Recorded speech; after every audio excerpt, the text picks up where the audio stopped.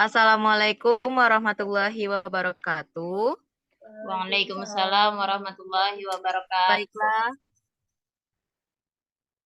pada hari ini kita berkesempatan untuk membahas pendekatan fenomenologi, yang dimana kita adalah kelompok pertama dari ruang 4 semester 6 yang beranggotakan saya sendiri Nandita Sekarsari dengan NIM A1D120.159. Ada rekan saya Wiwin Harliani dengan NIM A1D120.2023, Putri Lisa Melia Gultom dengan NIM A1D120.161, Miftahul Jannah dengan NIM A1D120.172, dan Regita Mutiara Rezani dengan NIM A1D120.179.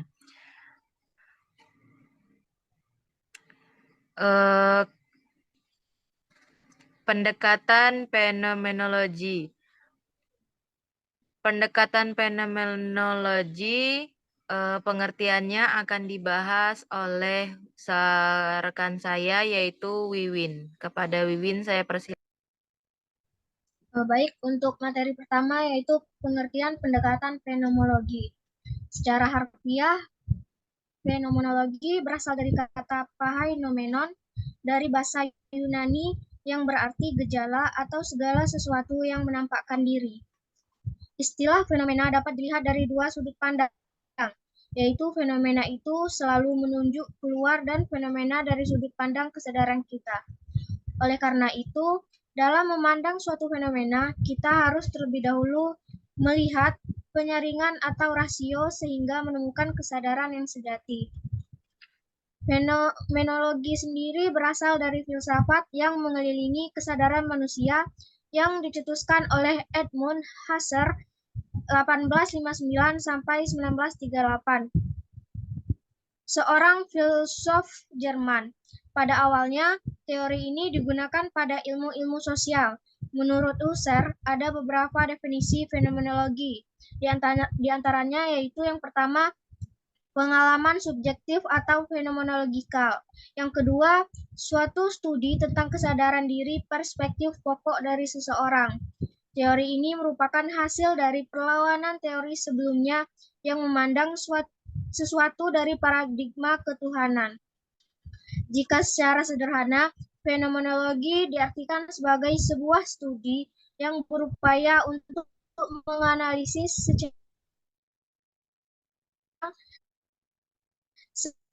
segala kesadaran bentuk manusia konseptual, moral, estetis, dan religius.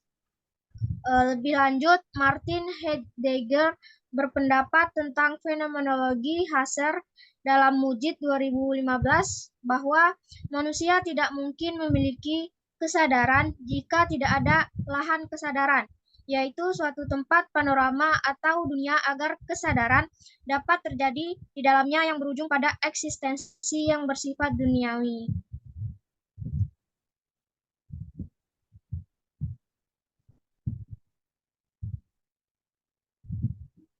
Penggunaan pendekatan fenomenologi juga mencoba untuk menangkap tidak hanya sesuatu yang kita terima secara indera, tetapi pendekatan ini mencoba untuk mempelajari struktur dari pikiran kita mengenai suatu objek yang kita lihat.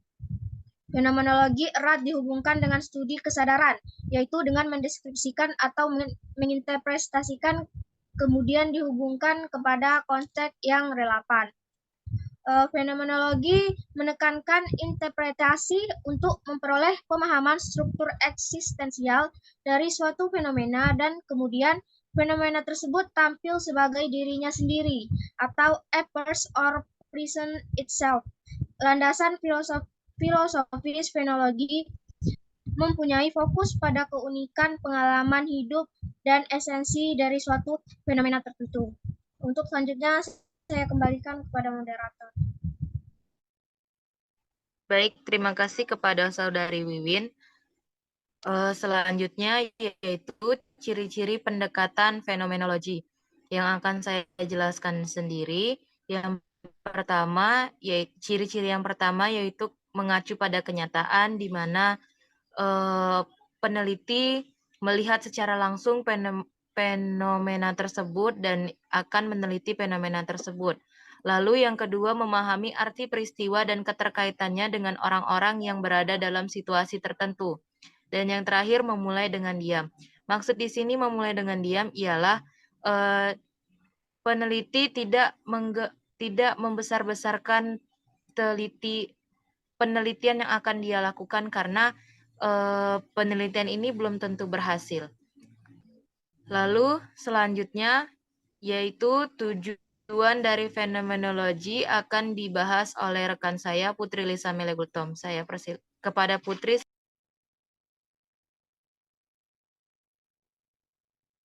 Baiklah, untuk tujuan fenomenologi adalah untuk menghasilkan deskripsi lengkap tentang fenomena pengalaman sehari-hari, sehingga sampai pada pemahaman tentang struktur penting dari benda itu sendiri, fenomena tersebut. Menurut Suyanto, tahun 2019, pendekatan fenomenologi berkonsentrasi pada pengalaman pribadi, termasuk bagian dari individu. Individu yang ada saling memberikan pengalaman satu sama lainnya. Pada dasarnya, fenomenologi adalah suatu tradisi pengkajian yang digunakan untuk mengeksplorasi pengalaman manusia. Kemudian ada proses desain penelitian fenomenologi. Yang pertama, develop description, yaitu membangun deskripsi atau gambaran yang terperinci tentang pengalaman atau fenomena yang sedang diteliti. Ini melibatkan pengumpulan data melalui observasi langsung, wawancara, atau metode lainnya yang memungkinkan peneliti untuk memahami secara mendalam bagaimana fenomena tersebut muncul dan dirasakan oleh subjek yang mengalaminya. Yang kedua ada generate dance, menghasilkan tema-tema atau pola-pola yang muncul dari data yang dikumpulkan. Dalam fenomenologi, tema-tema ini adalah konsep abstrak yang mencerminkan esensi atau struktur inti dari pengalaman yang diteliti. Tema-tema ini dikembangkan melalui proses analisis yang sistematis dari data yang dikumpulkan. Yang ketiga ada collect data, yaitu mengumpulkan informasi atau data yang relevan dengan fenomena yang sedang diteliti. Data dapat dikumpulkan melalui observasi, wawancara, catatan lapangan, atau sumber lain yang relevan dengan subjek penelitian. Dalam konteks fenomenologi, data ini berfungsi sebagai dasar untuk mengembangkan deskripsi yang mendalam dan menghasilkan tema-tema yang muncul. Kemudian ada specific philosophical assumption, yaitu menentukan asumsi filosofis yang mendasari penelitian fenomenologi. Setiap pendekatan fenomenologi memiliki landasan filosofis yang berbeda, dan menentukan asumsi ini membantu dalam memahami dan memandu proses penelitian. Kemudian, identify a phenomenon of interest, yaitu mengidentifikasi fenomena yang menjadi fokus penelitian atau minat utama. Ini berarti menentukan subjek atau topik tertentu yang ingin dipelajari dan dipahami secara mendalam dalam konteks fenomenologi. Pengidentifikasian fenomena ini penting untuk mengarahkan penelitian dan menjaga fokus pada aspek pengalaman yang relevan. Kemudian, present understanding mengacu pada pemahaman atau pengertian saat ini yang dimiliki seorang tentang suatu fenomena atau pengalaman. Ini mencerminkan cara seseorang memahami atau mengerti fenomena tersebut berdasarkan pengetahuan, persepsi, dan interpretasi mereka pada saat ini. Dalam konteks fenomenologi, penting untuk menyadari bahwa present understanding seseorang dapat berubah dan berkembang seiring dengan pengalaman dan refleksi yang lebih dalam. Kemudian ada report of essence of the phenomenology, melaporkan esensi atau inti dari fenomena yang diteliti. Ini melibatkan deskripsi yang mendalam tentang struktur, karakteristik, dan makna subjektif dari pengalaman tersebut. Dalam fenomenologi, tujuan utama adalah untuk mengeksplorasi dan mengungkapkan esensi pengalaman hidup secara akurat dan komprehensif. Dan yang terakhir ada phenomenological research, described in the essence of a lived experience. Peneliti fenomenologi mendeskripsikan esensi dari suatu pengalaman yang dialami. Mereka melakukan analisis mendalam terhadap pengalaman subjektif yang diteliti dan mencoba mengidentifikasi struktur, makna, dan aspek inti dari pengalaman tersebut. Fenomenologi sebagai metode penelitian juga memiliki beberapa keuntungan atau kelebihan. Pertama, sebagai metode keilmuan, Fenomenologi dapat mendeskripsikan atau menggambarkan suatu fenomena secara apa adanya tanpa memanipulasi data di dalamnya. Dalam kondisi ini, kita sebagai peneliti harus mengesampingkan terlebih dahulu pemahaman kita tentang agama, adat, dan ilmu pengetahuan agar pengetahuan dan kebenaran yang ditemukan benar-benar objektif. Kedua, metode ini memandang objek kajiannya sebagai suatu yang utuh dan tidak terpisah dengan objek lain. Artinya, pendekatan ini menekankan pada pendekatan yang holistik dan tidak parsial sehingga diperoleh pemahaman yang utuh tentang suatu objek. Baiklah, selanjutnya saya kembalikan kepada moderator.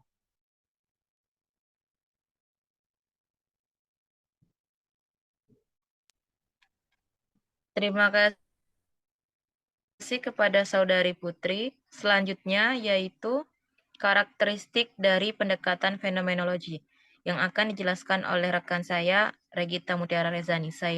Kepada Regita, saya persilahkan. Baik, selanjutnya karakteristik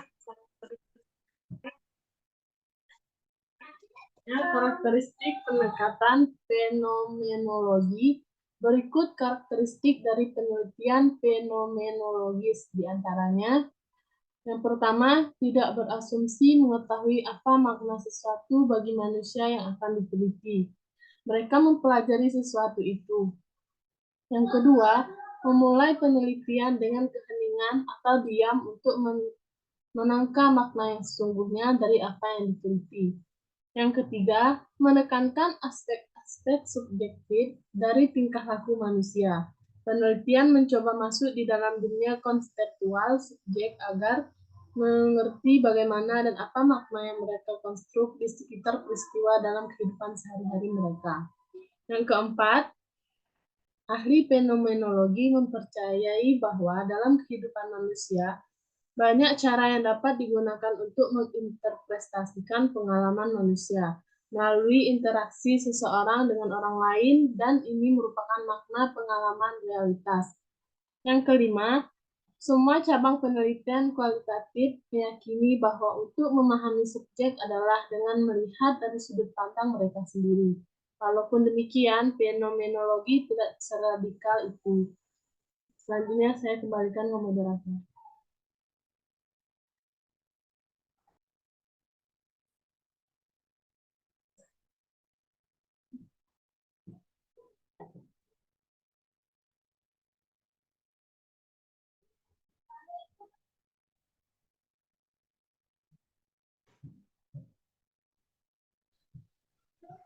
Nah, di stop.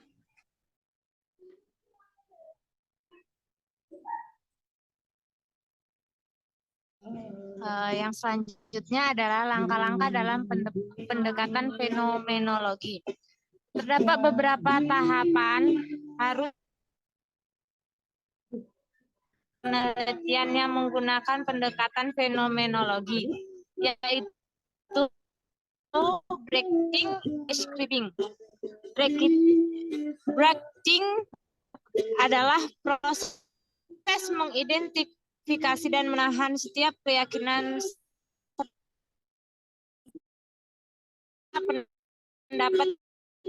pendapat yang mengenai fenomena atau gejala yang sudah diteliti. Yang kedua, intuiting adalah proses yang terjadi ketika peneliti bersikap terbuka terhadap mereka yang pemahaman umum mengenai fenomena yang diteliti. Yang ketiga, analyzing, yaitu proses yang melibatkan proses lainnya yang meliputi coding, kategorisasi, dan memahami arti dari fenomena tersebut. Yang keempat, describing, yaitu pada tahapan ini peneliti menjadi mengerti, memahami, dan mengidentifikasikan fenomena yang ingin diteliti atau dikaji. Tujuannya adalah mengkomunikasikan dan menawarkan perbedaan atau deskripsi kritis dalam bentuk tertulis dan verbal.